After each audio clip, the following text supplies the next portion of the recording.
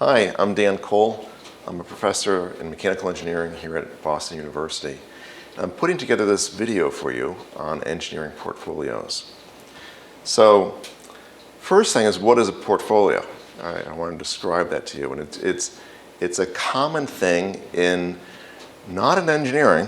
It's much more common in things like fine arts or architecture. By fine arts, I mean things like making movies, performing arts, drama, plays, that sort of thing, or architecture, where you're making buildings and designing various things. So let's go with the architecture thing for a second. So here's a link I found of a company that makes lots of new buildings.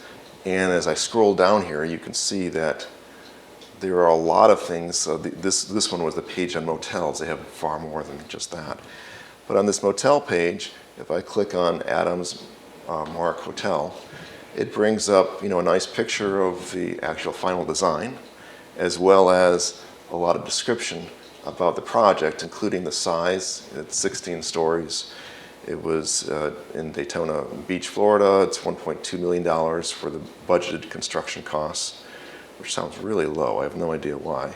It was completed in 2005. But anyways, this suite of different pictures by this company, you can clearly see, enables them to market their stuff. Like if they get a new client that says, will you make such and such for me? And what do you cost? What have you done in the past? They can point to this portfolio, this online portfolio in this particular case, and the client or potential client immediately knows the potential capability of this company.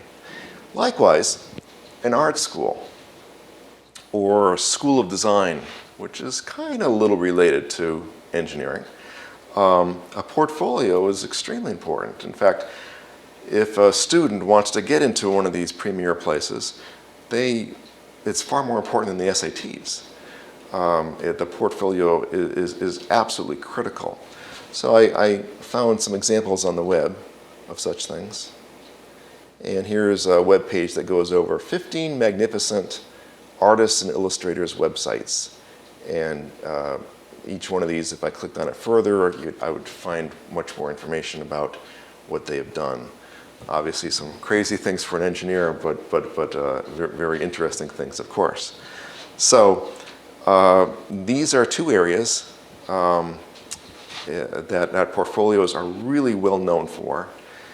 And the fine arts spans a whole slew of things, including music and singing and stuff like that. So what you recorded in your past, or what the videos they've taken of you in performances, that would be part of your portfolio. All right, so what I've heard as the initial idea of a portfolio was a portfolio of investments, like a portfolio case that you would carry around that would have your documents in it that relate to your financial status, or your stocks and your bonds and things like that. Or it could even be other things like your drawings and stuff, but it's something you actually physically carry around. I think that might be the origin of the idea of a portfolio that you carry. So all of this can be hugely important when interviewing. So an engineering portfolio, well, what's that? Well, roughly, it's showing what you've done, and it's as an engineer. Now, I have to tell you, it's not common. So it's not common for most engineers to leave school and have a portfolio. So Boston University is pushing it. We really feel that this can be an advantage for you. Why isn't it common? Well, it's engineers typically in the past have taken courses, done analytical work and things like that, but they haven't always put it into a nice place that is readily accessible in terms of something you'd flip through and see what the people have done. So it can be a huge advantage to you by interviewing in particular. So I was a manager in industry for 3 years. I was in industry for 18 years. And during the 3 years that I was a manager, I hired a lot of people. I mean, not a lot, maybe 8 to 10 people, something like that. Most were PhDs, a few were post-PhDs, a few were bachelors, and a few were masters. And none of them ever brought a portfolio in. Now, some might bring in an article they've written, and I would see that, or it'd be written on their resume. But if any of them had brought in a portfolio, meaning the examples of projects they've done, I assure you, I would have been very intrigued by it, and I would have flipped through it, at the interview. And if there was some project that really stood out in my mind, like this is interesting, this relates to anything happening here where I was working, I would have asked them more questions about it. And what's nice about that is it directs the interview from me controlling it to the interviewee controlling it. Because presumably if you have a portfolio, you know every project, you know everything inside out. So if I ask a question because I'm interested about it, suddenly the direction of the whole interview has gone to the interviewee, which is what you want. Because otherwise, the interviewer can control and ask questions about related to the company that are really rather detailed and specific, and even though the interviewee may know things really well, it's just offsetting them a bit. So we can use it very strongly to your advantage. The other reason for creating a portfolio is that, as I implied, we've pushed on this here at BU, is that we have a contest every year. And this was the picture at the bottom of this page here is Merrill Ebner. He was a professor here for quite a long time. He's passed away, but he was really an amazing guy. He was a visionary. All of the people that knew him labeled him that way. He was an interim dean here for a while. He started a department in the School of Engineering. And before he retired, he started this fund. And this fund supported several events, one of them being this Boston University Portfolio Contest. So the due date is every April. I will be giving, during the year, 1 or 2 workshops on it. You would either submit a hard copy, or most people are submitting online copies. I'll talk more about that. And a date will be posted as to when it's due. And at the present time, those files are emailed to Jasmine Carter. I'm making this video as of 2015, and that's the way it is at this moment. But no matter what, a panel of judges will take all these portfolios and examine them and give you some feedback on it, and then awards will be made. So here are the award presently in 2015. This is what we're doing. So the best LEAP phase 1 is $500. The best senior, $500. Best junior, $400. Best sophomore, $250. Best freshman, $100. And the best overall, and sometimes it's not always a senior or the LEAP, will get an additional $500. So there's incentive to do it, right? It's not, I wouldn't suggest you create a portfolio just for the contest, because I think you'd be putting a lot of extra work in and not getting that, if you look at our money per hour sort of thing coming back, if you win, it's not worth it. But it's incentive, and also, of course, if you won, how good is that to be able to put it on your resume and say you won that particular contest. So here's an example of what I think is a nicely laid out project. One of the early ones, this was before the contest even started. Martin Williams, he was a student of mine. His portfolio was maybe 10 projects, about. Each project was 1 page. So here, this was actually a class he took. I carved out 1 page of his 10-pager. And it was a carburetor, which he took apart to expose it. And then he did a CAD work on it to reconstruct it in CAD. And then down below, he put that into, at the time, I think it was SolidWorks simulation, I believe. I've forgotten. I think this is like 2008, so it's been a while. But he simulated it. He simulated the flow given the pressures and the temperatures. And that's the bottom right picture. And he did all this.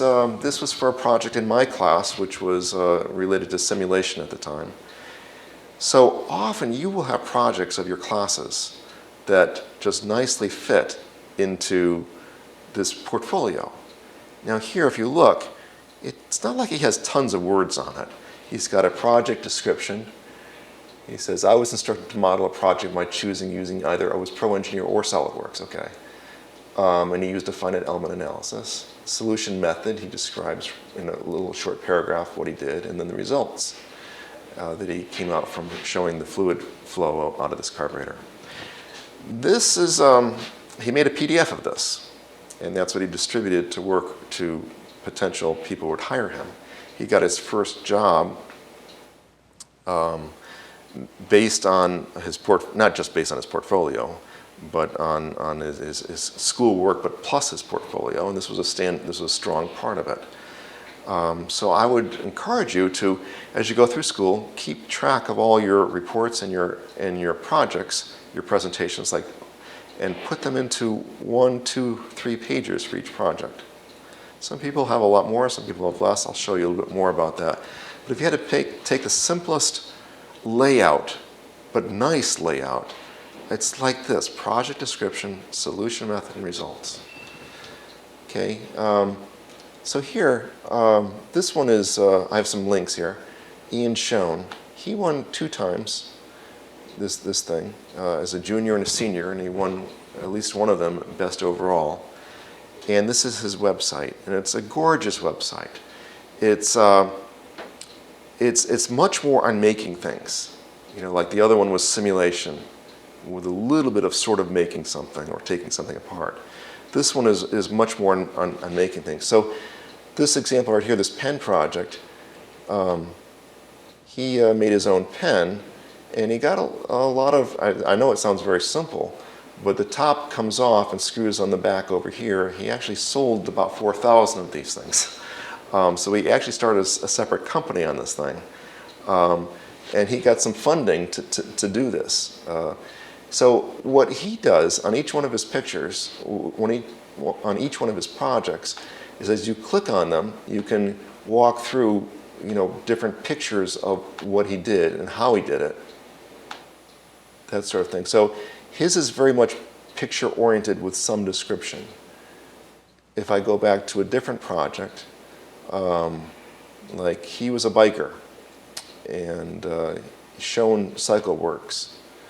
So he made his own bikes to start with, and then he started doing custom bike making while in school, by the way, where the forks and the frame were designed specifically for individuals. And so he was wanting to learn machining, and which he obviously did. And then he sold these parts. Some of these things ended up selling for, I believe, $10,000. So some pretty good price tags there. So anyways, that was his style of doing this thing. And incidentally, which is kind of, I guess you'll see this in the interview.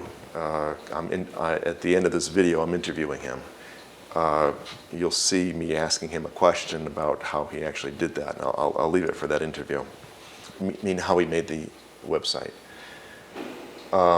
So let's look at someone else. Anna Pellicarte. She has a much more artistic sort of look to everything. Not as strongly engineering, I'd say. She did go to design school over in Italy.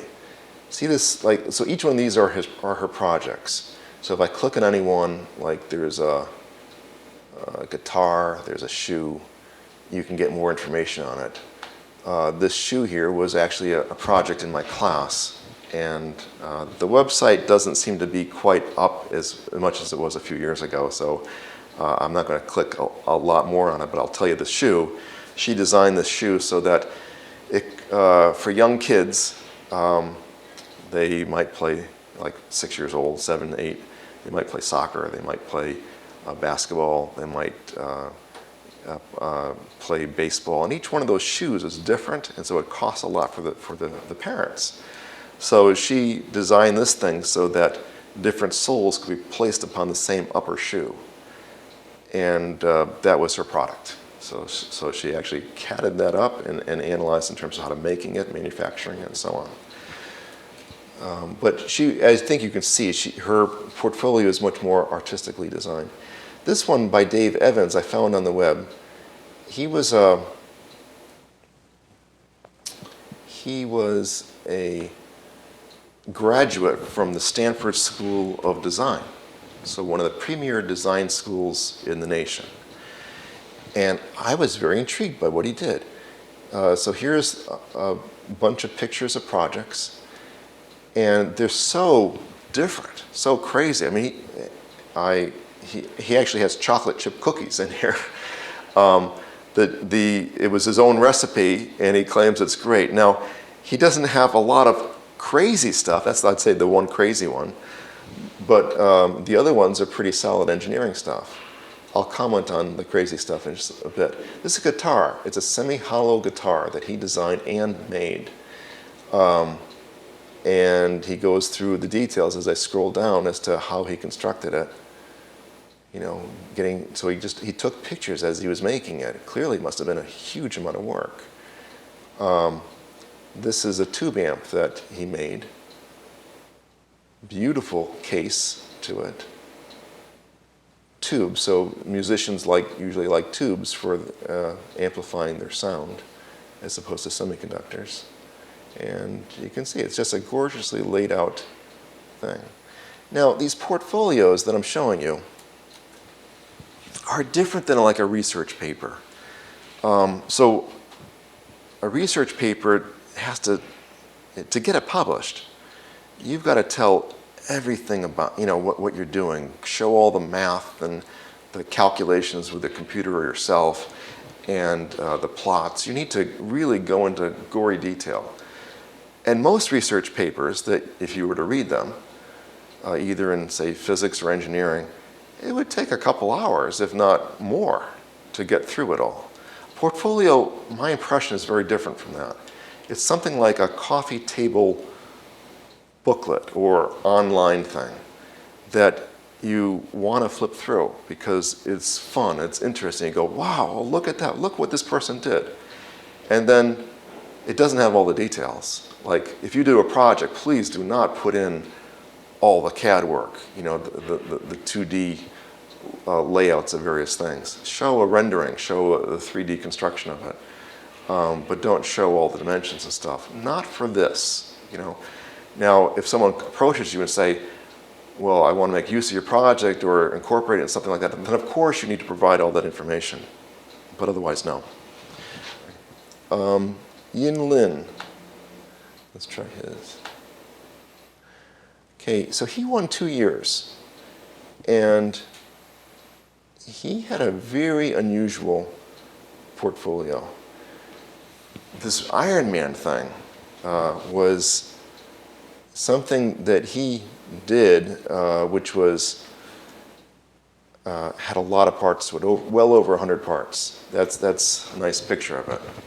So it's all it's CAD, it's rendered, and his idea was to make something which could be sold as little figurine-like things. Now these figurines actually moved or could be movable, and had you know, different like things on the bottom like this. Okay, so he had all that in CAD. He was probably the best CAD person I've seen come through here. It's not a typical engineering project, and it was actually in one of my classes that he did this. He said, would it be okay? And he convinced me he could do it and that it would be all right. He had some very novel things on it as to what this figurine would interact with people who buy it as, including having the face of the person you put within the structure, and that they would get this car that he drives. Crazy stuff, right? But he used this portfolio beautifully. He got this job with, I think it was 10 surgeons who worked mostly on the vertebrae, the spine. Not his area, right? I mean, he's a mechanical engineer. And they had this idea for an instrument that would enable them to go into the vertebrae, push them apart, and then insert other things to do operations on the vertebrae. And they didn't know how to make it. They had this idea. So they hired him, and he designed it, tested it, and made it. And so he was hired into this small firm of 10 people and has a wonderful job with it. You know, he's been off making other interesting things with it, mostly based on this portfolio. Okay, so I have other examples here. Then one of the earliest examples of portfolios was by Chase Edmonds. He won in 2008. I think that might have been the first year we had this contest. And his portfolio was in hard copy. It was probably 1.5 inches thick. And every page looked more or less like this. And I remember at the year that he presented it, I was very, very impressed because it was so much work. So here it was a 345 which manufacturing 345 project, and he always had the same layout: an objective, time period, it took 9 weeks, approach, a little paragraph, and results with some pictures. Here he had a project in course 389. Again, objective, time period, approach, results. Every single page was like that with examples. I no longer think that's the best way to do it, but it was, it definitely impressed the judges that year. And, you know, it's still very, very good. Okay, so if the contest interests you, it motivates you, great, but really the most important thing is to create a portfolio to help you land jobs and internships. And to do it in a way that's not going to kill you. So whenever you have a PowerPoint presentation, usually it's 10 to 15 slides, something like that. Cut it down. You have pictures in there. You have plots or something. You can definitely carve that out into one project. So save all your PowerPoints. Don't get rid of them. And if you have other reports, even if it's a research report that's written out, usually you can carve out different sections of it to make an impressive piece. And I should also say, because I know this portfolio discussion is beyond just mechanical engineering. We've had winners in BME, for example, and in electrical engineering. So it's not all CAD stuff. I don't mean that. There was one which I had listed in the previous slides by Samir, but the links don't seem to be working any longer. But what he did, he was in BME, and he took projects which were analyzing things like on bacteria growth and destruction, and he made a computer simulation of it and how to control it. So the portfolio consisted online of a front end so that you could run this simulation thing on the bacteria increase and decrease. And every single page should have something like that. So his pages were much more wordy. They were saying, why is this control over bacteria important? Why is cancer control, obviously it's important, but what enters into it? He would have things that I didn't know much about because it's not my field. But in addition, he would then have at the bottom some sort of thing that was an interactive mechanism. And that was very, very interesting. And it wasn't just making a bike or something. So I have 11 points here now. So I'm going to go through them. So again, most engineering students do not have portfolios. Design schools do. Product design schools do. But folks graduating in ME, aerospace, EE, computer science, bioengineering, et cetera, generally do not. So you can use that to your advantage. You really can. Even if your portfolio is far from the best that was shown here, most interviewers are not expecting it. Now, don't suggest you bring in your portfolio or show them online and say, you got to read this. Don't push them on that. That's the wrong thing to do. But do make it available to them, and maybe it'll become a starting point for discussions in your interview. Number 3. So bring it to the interview either as a link or as a hard copy or something like that. And hopefully they'll be very interested. 4, I would suggest you put your most technical stuff at the beginning of the portfolio. You know, those side interests like the chocolate chip cookies or something. Maybe not keep them, or definitely have at the back end. Are hobbies okay to put in? Absolutely. Most of those things of Ian Schoen's were all hobbies. And the committee, the judging committee, loved it, absolutely loved it. It shows not only is a student, putting himself through school, but has interest outside of school. And so that's great. Engineering interests. As your portfolio grows, consider dropping some of the simpler ones. So what you make as a sophomore, the projects may not be as grandiose as they are as a senior. So by the time you get to be a senior, you might drop some of those early ones. Online is certainly a good way to go.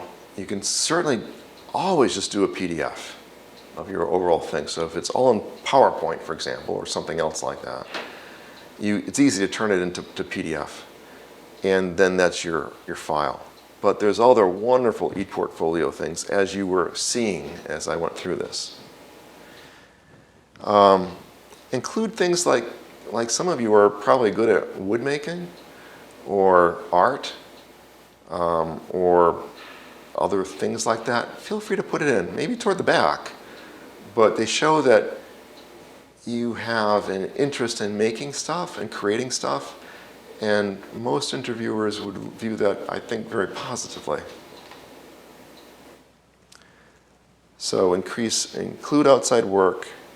Definitely consider including examples of work at internships or jobs. So some of them have restrictions on what you can say, right? I mean, they're classified or confidential. So obviously you can't go into detail, but typically you can say at least the title of what the thing is and maybe a paragraph or something about it. Sometimes you can say more. You should ask your intern person as to what's acceptable or not. But if you can do that, that's great. That's really great. So also I suggest you consider tailoring your portfolio toward whichever person you're interviewing with. Like maybe drop some, add some other things off like that. If it's online, it's relatively easy to do. And that way you can tailor or just move them. Like if you're going to interviewing at GE, move everything that has to do with a turbine or aerodynamics right to the front, that sort of thing. And then lastly, while you're making a project, we have two centers here now. We have Imagineering Lab and we have the EPIC Center. And when I first started here at BU, they did not exist. So EPIC is, as of 2015, is pretty recent. And Imagineering Lab was a few years before that. So as you're making it, take snapshots, just like Ian Schoen was doing. Maybe you won't include them all, but it doesn't hurt, right? It's easy to keep digital photos. Now, if you come to a workshop with me, I will go over other projects and I will describe how I might include them. There's 3 that I did in my last workshop. And the first one was a mousetrap. A student in my inventing class, ME 502. It's called Invention, Technology, Creation, Protection, and Commercialization. He came up with a better mousetrap. And it's supposed to be a joke in inventing. There's no such thing as a better mousetrap, which is not true. He came up with a really good one, and I thought it was patentable. So I would have described that project. A climbing device. I had 4 students, 3 of whom were climbers, rock climbers. And the 4th one actually had the initial idea how to improve on it. And then the other 3 knew immediately how to improve. But I think, again, it's a very patentable thing. And it's a wonderful thing to put in a portfolio. Meaning, the things that they normally use for going up the sides of a rock are replaced by something very different. And then an egg cracker. I had some students develop an egg cracker that would crack any egg, no matter what the size was, and never get shells in it, and that sort of thing. So these are, my inventing class, there's tons of projects like this, tons of them. And these are all perfect for a portfolio. To give you an example of previous winners, so 2014 I listed from freshman through LEAP in the best overall. And some of you may know these, or maybe not. Maybe it's too far back. 2013. See, this year we didn't have any freshmen who entered. David Harris won as a sophomore, and he continued to win in subsequent years as he went from junior to senior. And then this was going back to 2012, and that's when Ian Schoen won. And he also won for overall. And he won the previous year, too. Oh, and there are some names you just heard, Anna Pellicarte and Ian Lynn. So, summary. Go ahead and submit for this contest. It can't hurt. You'll get some feedback. It's excellent for using in interviews. You may win some money. I suggest you don't do it just for that reason, though. You do it for a bigger reason. But if this motivates you, great. And now, you're welcome to contact me. Again, Dan Cole. You should be seeing notices for workshop coming up. And the subsequent piece after this video is where Ian Schoen came as a guest speaker to my inventing class last night. And at the very end of it, I interviewed him on his portfolio. I thought it'd be a good thing to hear from a person who actually constructed it as to what they went through and why they did it and that sort of thing. So you'll hear him speak. He's now working at the premier design company in maybe the world, IDEO. So thanks for listening. So I have Ian Schoen with me. He was alumnus here. He graduated in 2012. And I had 2 classes with him. And I was very pleased to see he won this portfolio contest twice in his junior and senior year. Both as a junior, both as a senior, but then also both the years as overall for all 4 years. And he was just telling me earlier how he used some of the money in some very interesting ways to enable some of his further projects down the road, which is really cool. But what I wanted to start with, Ian, was what motivated you to start to want to, I mean, it was a lot of work to put this effort into portfolio. And you had, I mean, it's a beautiful, I will share with the class that's watching this thing right now a link so you can see, you're okay with that, right? That they can see, you can see what he put into it. But he's photographed all the different parts of various projects, described them, shown lots of different detail. A lot of work. So what motivated you to do that? I don't think it was the prize money. No, definitely not. No, I think the realization came when someone asked me, like, oh, can I see that project of yours? And this was right about the time where I had gotten a cell phone with a camera in it, and I was like, man, I should have taken a picture of that the other day, that project that I was spending so much time on. And to share your work with others is a really good opportunity to also practice your communication skills and also practice pitching your point of view, which I just spoke about for a little while. So I think if you're going to spend a lot of time building something, you might as well spend a good amount of time documenting it as well, right? Otherwise, it just goes into the ether. It's gone. You lose your prototype. It's finished. Did you get to the point where it was like consuming you? You felt like you had to do it also because it was you like looking at it. To a certain extent, or somewhat. I mean, it's important to be able to reflect back on your work and see where you came from, and also reflect on where you want to go, and make sure that portfolio of work is taking you there. So I think documentation is the only way you can really do that. How important did you find having a portfolio was for getting a job? 100% would not have gotten a job anywhere without it. I mean, when I showed up to my first job interviews, I would bring just a box of stuff, right? I'd bring like a box of physical prototypes. It's like, here's all the things that I've built. And people would just reach into the box and start grabbing things and say, oh my gosh, like, what is this? What's its story? And, if I didn't have that portfolio there, I couldn't thumb back and show them how it was made and show them the process of what it took to get from point A to point B and what the other 6 iterations looked like, or what the major failures were along the way that brought me to the final product. So I think it's also, that process is how you sell yourself to potential jobs. It's not necessarily the product that they're interested in, but they want to see that you have the rigor to take something from point A to point B. And then they could say, oh, wow, we can build that process. If you designed this part from start to finish and you did these great sketches and you made this great prototype and then you made another iteration, that's what we do in product design. If you can do that, you can work with us. That's great. It's not that easy, but it's close. can you give some tips? I mean, obviously, the committee that reviews the portfolios every year obviously liked yours a lot across the board. Can you give some tips as to how much you should include or not? Like, you can show all kinds of gory detail and bore the heck out of everybody, and not show enough. How do you know when the right balance is? Yeah, it's a great question. I think you got to show a sketch. You got to show where you started. So it doesn't have to be the most beautiful sketch, but it should be a sketch. It's really important to not start with CAD. Let's say, and again, I'm speaking mostly about physical product because I'm just assuming that a lot of these projects are going to be physical because it's engineering. But yeah, you want to start with your first thought on the project and then start to show the evolution. So if it's one sketch, maybe then it's two sketches. And from there, an early CAD model. And from there, a paper model or a 3D print or a cardboard model or some clay. And that process is important because, for us, we don't want people who design in CAD because then, we can't sit here and design together. I'd have to run back to my computer and go do some CAD work and then come back and show you. So if we were going to design collaboratively together, I want to see that you can do things without your computer.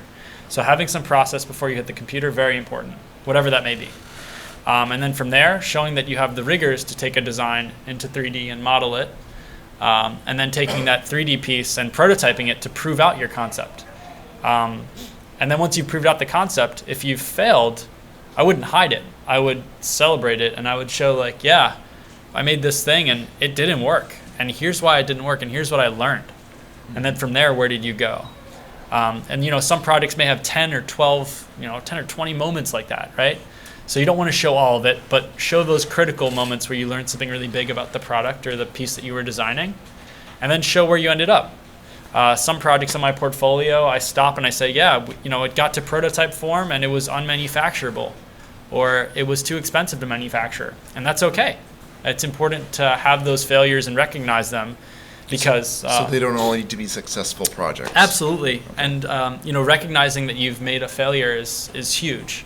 Because you're going to take this portfolio and you're going to put it in front of your future employer, and I promise you they are going to be awesome. The engineers over there are likely going to be very talented, and they can see through whatever BS you put on there. So you're going to put it in front of them, and they're going to look at it and they'll know. They'll be like, oh, how'd that turn out? And you should have an answer to that question, right? So because you're going to have an expert review of your portfolio, you should show the process. You shouldn't hide things from people because that's kind of odd. So good. My last question is, so you've been you're in your second company, I believe, since graduating. Plus, you have some companies of your own, and I'm guessing you're still maintaining your portfolio to some extent in case you move to other jobs or whatever. Is that right? Right. Yeah, absolutely. I mean, I'm actually building a new portfolio right now.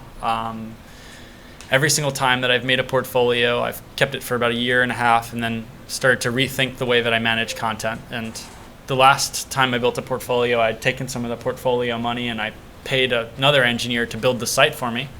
And we didn't build in a content management system into the website architecture, so it's very hard to update. So now I'm entering into a new portfolio that has a better content management system, and you guys are actually very lucky because there's like WordPress and all these great templates these days for making portfolio websites. I mean, it's incredible how much is out there for young designers to create these portfolios. So I would, spend some time searching and look at the tools that exist today, because building it from the ground up might not necessarily be the best idea. And I built mine from the ground up, and it was. So now it's fresh for a redesign. So. And I just realized one more I would like to ask. So I heard a rumor that in maybe your junior, senior, I don't know which one, but your close friend Mike Stone designed the website. It was your content, and you split the prize money. That's right. Is that right? Yeah, great. I told him, I was like, hey, why? I was like, Mike, are you gonna enter the portfolio contest? He's like, no, I got nothing. And then I was like sitting there, and I'm like, I gotta write up all this content. I had tons of documentation, and I needed to write stories and descriptions for all of them, and think about how to edit the photography and figure out how to present this work. And I knew Mike could make a website, so I was like, I got this. We should sit down. It's high risk, high reward, and he was into it, and we were close friends, so we spent some time over the weekend, built a site, and then we won. So I paid him out. I thought that was true, so Yeah, I'm it was glad to hear true. it. Yeah, it was true. All right, Great. thanks so much. No problem. Really appreciate it. No problem. All right, yeah. Thanks.